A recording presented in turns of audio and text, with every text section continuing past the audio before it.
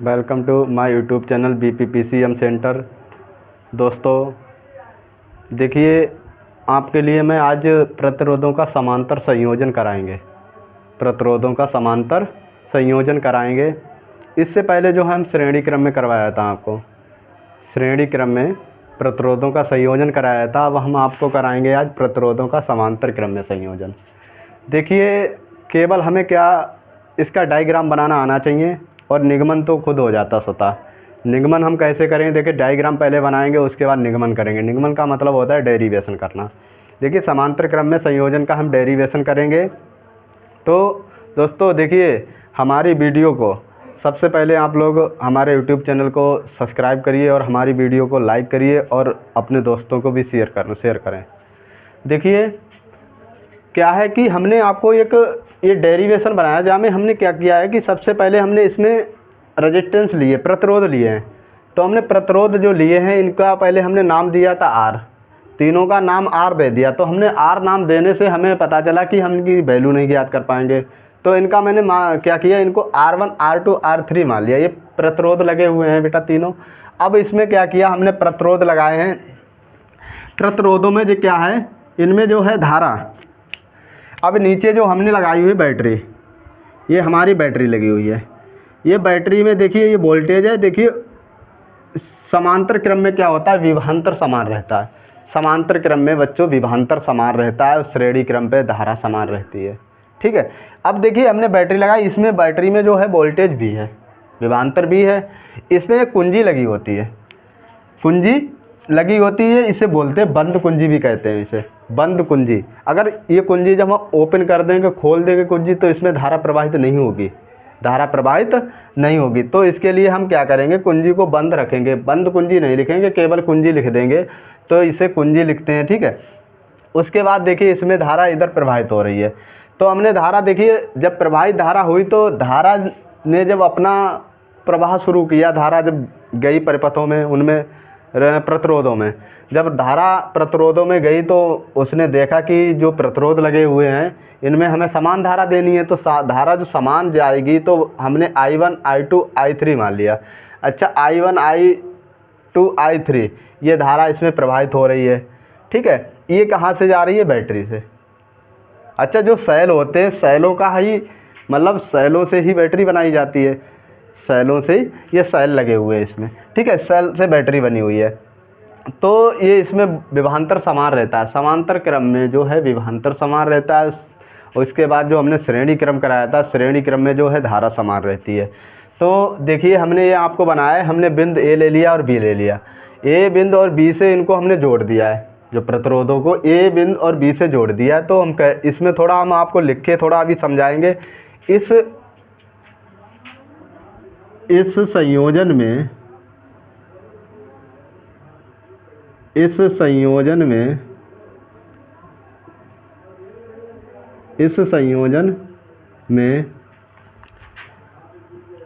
एक सिरे के सभी परिपथ बिंदु A। समझ गए होंगे बेटा? क्योंकि इस संयोजन में क्या है कि एक सिरे के सभी परिपथ बिंदु A तथा दूसरे सिरे के सभी परिपथ बिंदु B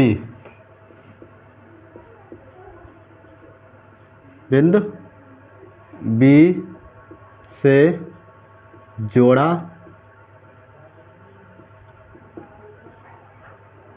जाता है। ठीक है। ये आप समझ गए होंगे। ये देखिए, इसमें डायग्राम में ये दिख रहा है, जो एक सिरे के जो परिपथ हैं उनको हमने बिंदु A से जोड़ा है। पहले वाले सिरे के जो परिपथ हैं उनको हमने बिंदु A से, और दूसरे वाले सिरे के सभी परिपथों को बिंदु B से जोड़ दिया है। अच्छा, ये हमने लिख दिया। इसके बाद क्या, इसमें हम आपको बताएंगे, अतः सभी प्रतिरोधों के सिरों के बीच अतः सभी प्रतिरोधों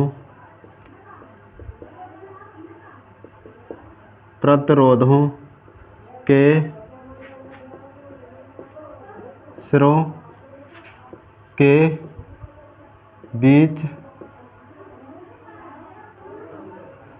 के बीच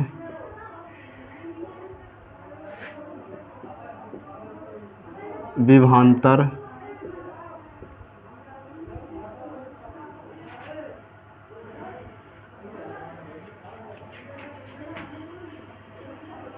समान रहता है। विभवांतर समान रहता है। देखिए सभी सिरों के बीच जो है विभवांतर समान रहता है, ये तो आपको पता है। जब वोल्टेज जा रही है, ये वोल्टेज जो है सभी में समान जा रही है, ठीक है।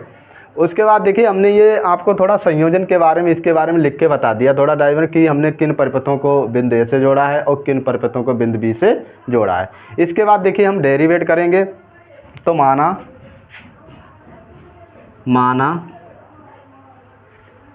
R1, R2 व R3 प्रतिरोधों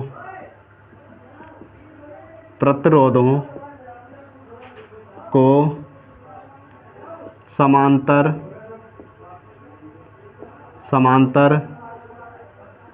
क्रम में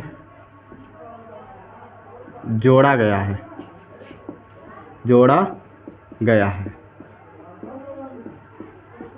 ठीक है। ये आप समझ गए होंगे। ये हमने केवल इस डायग्राम से ही लिया है कि माना R1 R2 जो हमारे रेजिस्टेंस हैं, जिनको हमने नाम दिया है R1 R2 और R3, इन प्रतिरोधों को हमने समांतर क्रम में जोड़ा गया है। इन प्रतिरोधों को समांतर क्रम में जोड़ा गया है। अब क्या है,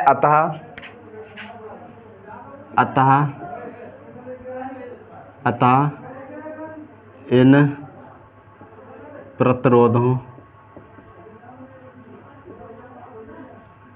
के बीच क्रमशः धारा I1, I2 व I3 प्रवाहित हो रही है।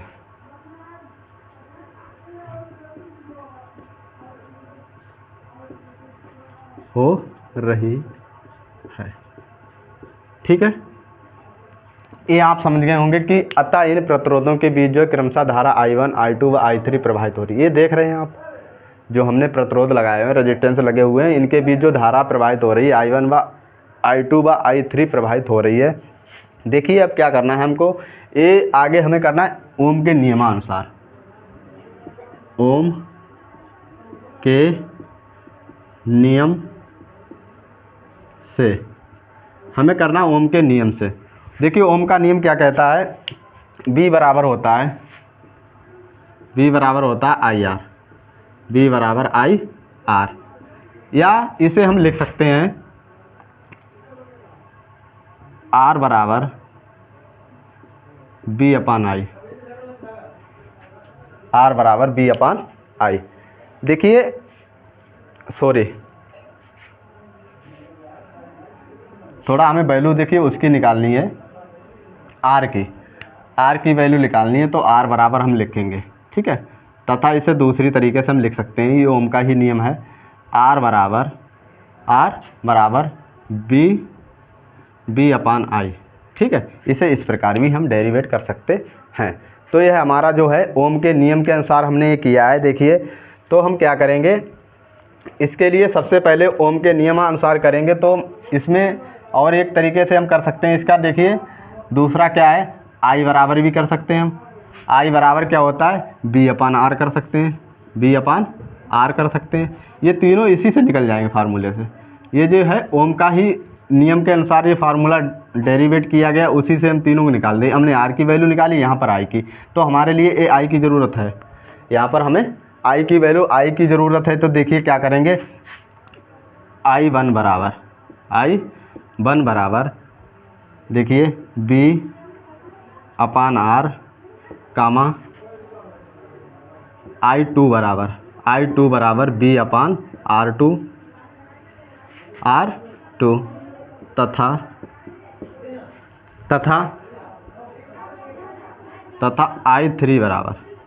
I3 बराबर बी अपान R3। देखिए ये हमने इस नियम से, ओम के नियम से ही निकाले। I1 बराबर बी अपान R1 होता है, I2 बराबर बी अपान, क्योंकि विभवांतर तो समान है। विभवांतर देखिए समांतर क्रम में विभवांतर समान रहता है, समांतर क्रम में विभवांतर समान होता है और श्रेणी क्रम में धारा समान बहती है। ये तो आपको पता है, इससे पहले हमने श्रेणी क्रम का संयोजन कराया था, ये हमारा समांतर क्रम का है। ठीक है, अब क्या है कि इनके बीच जो है क्या करना है हमको, अब इनके बीच टोटल धारा क्या है, टोटल इन परिपथों के बीच देखिए, यदि बिंदु ए व बी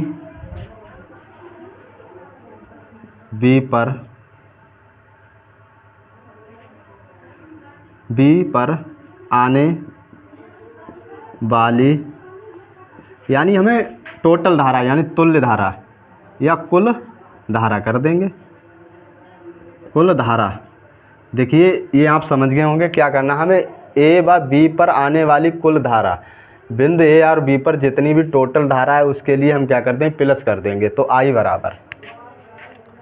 I बराबर क्या करेंगे, देखिए हमने क्या किया था, I1 I2 I3 धारा प्रवाहित हो रही थी, तो इनको हम प्लस कर लेंगे, I1 plus I2 plus I3। अब देखिए ये हमने इनके बीच में जो कुल धारा बह रही है उनका कुल धारा निकाली है, कुल का मतलब होता है टोटल निकाल दिया इनके बीच की धारा। अब क्या करना है, इनके ऊपर जो समीकरण दी हुई, इनको समीकरण ना मानो, जो हमें ऊपर वैल्यू दे रखी है, I1 की भी वैल्यू दे रखी है, हम इसको रख लेंगे, I1 की वैल्यू रखिए दे, तो इसे हम रख लेंगे क्या है, I1 की वैल्यू रखेंगे, तो यहाँ पर रखेंगे बी अपान R1 प्लस बी अपान R2 प्लस बी अपान R2 प्लस बी अपान R3। देखिए हमने I की कुल वैल्यू आ गई है हमारी। ये मान लीजिए हम क्या करेंगे, इसमें I की वैल्यू निकाल ली, उसके बाद देखिए हमें एक नियम, ओम का ही नियम बताता है, अभी हमने निकाली थी वैल्यू, उसकी I की वैल्यू निकाली थी, यहाँ पर भी हम I की वैल्यू रख देंगे। ठीक है, तो मान लीजिए यहाँ पर आगे कर लीजिए, इसको आगे कर लीजिए, अभी हमने ये वैल्यू I की निकाली, तो यहाँ पर भी I की वैल्यू रख देंगे हम अभी, बराबर बी अपान R1 प्लस बी अपान R2 प्लस बी अपान R3। अब देखिए क्या करेंगे हम, यहाँ पर हमें क्या करना है, बी को हम कॉमन कर लेंगे, बी को बी अपान आर, यहाँ पर हमें बी को कॉमन कर लेना है, बी को हमने कॉमन कर लिया, तभी यहाँ पर बचेगा अंदर, अरे सॉरी, बी को हमने कॉमन कर लिया, अंदर बचेगा R1 प्लस 1 अपान R2 प्लस 1 अपान R3। ये देखिए अब यहाँ पर क्या करेंगे, बी से बी हो जो कट जाएगा, इसे अपान में लाएंगे तो कट जाएगा, तो R बराबर 1 अपान R बराबर आ जाएगा R1 plus R2 plus R3। ठीक है।